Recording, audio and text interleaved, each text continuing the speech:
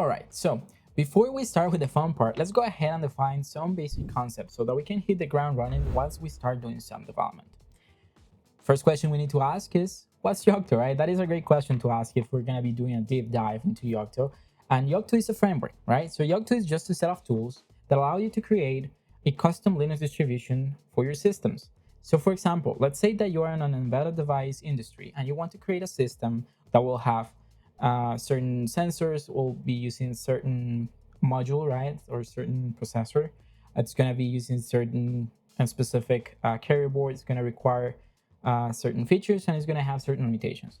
So Yocto will allow you to tailor make your custom operative system for that specific device, where you get to choose everything from how you configure your machine in regards to what hardware is going to be into it.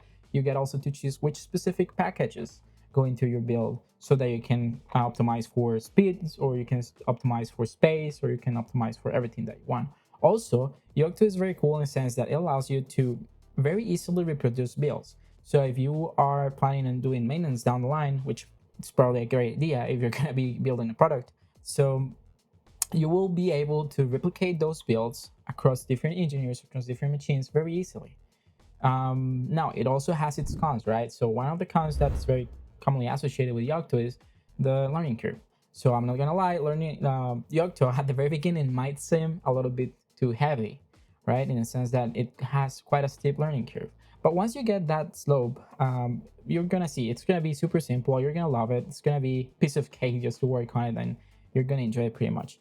Now, if you guys want us to do a full dive into the differences between choosing, between Yocto and other operating systems that you can use. For example, if you were working with NVIDIA platform, you could choose between Jetpack and Yocto, right? Or if you're working with an MediaTek, with a MediaTek device, then you get to choose between using Ubuntu or using Yocto or using Android, right? So it is very cool. You can choose between these different operating systems. Each of them have their own advantages and disadvantages. So let us know if you want us to do a comparison video or something. You can just let us know down in the comments and we can definitely do it for you guys.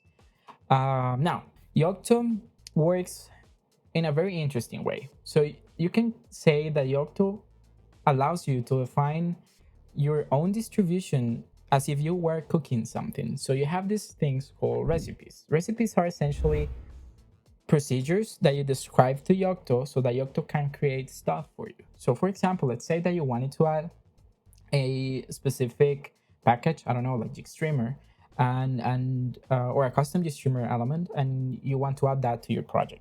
So you will need to create a recipe for that. So the recipe will essentially tell Yocto, hey, these are the ingredients, right? So the source code, you go and grab them from GitHub, or you go and download them from here, from this bucket, or whatever. And then you get to tell Yocto the procedure for preparing that package. So the procedure is essentially just used, I don't know, like if you're compiling a GStreamer element, then surely you're going to be using something like Mason. So you will tell Yocto in the recipe, hey, you need to grab sources from here, then you need to compile them using Mason. So that's how Yocto works essentially, and everything. Like if you want to create your own distro, you're going to have a recipe for your distro. There's obviously different types of files that you're going to be defining. Like for example, you have your .bbs, which are your recipes. Then you have your .bb appends, which is changes to your recipes. And then you'll have other like configuration files and stuff. But we can, take that slowly and go step by step once we start building our own distribution.